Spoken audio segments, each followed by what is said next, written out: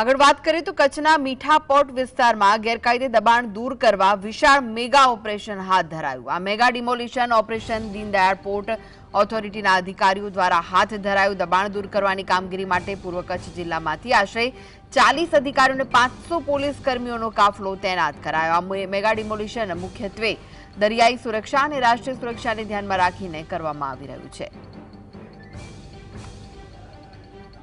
તો વધુ વિગતો માટે જોડાઈ ગયા છે કચ્છથી સંવાદદાતા દાઉદ। મેગા ડિમોલિશનની કાર્યવાહી હાથ ધરાઈ છે, શું વિગતો મળી રહી છે?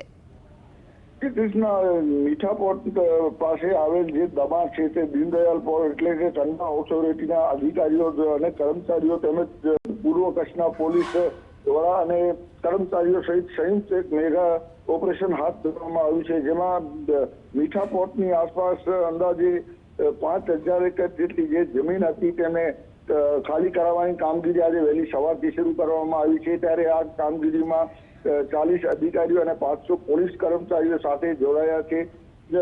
તેની વાત કરીએ મીઠાપોર્ટની તો તદ્દન કંડલા પોર્ટની નજીક આવેલો છે, જેના કારણે રાષ્ટ્રીય સુરક્ષાને ધ્યાને લઈને આ વિસ્તારમાં ડિમોલેશન હાથ ધરવામાં આવ્યું છે। ત્યારે આ વિસ્તારમાં રહેતા અનેક લોકો પર અનેક વિવિધ ગુનો નોંધાયેલા છે। ગુનાહિત પ્રવૃત્તિમાં જોડાયેલા હોવાના કારણે તેમને નોટિસો ફટકારવામાં આવી હતી। ઘણા સમયથી હાલને લઈને સ્થાનિક રહેવાસીઓનો વિરોધ હતો, છતાં પરંતુ આજ વહેલી સવારથી આ કામગીરી શરૂ કરવામાં આવી છે, જેમાં 40 જેટલા પિતાજી, 40 ડમ્પર અને 100 જેટલા ટ્રેક્ટર આ દબાણની કામગીરી દૂર કરવામાં જોડાયા છે।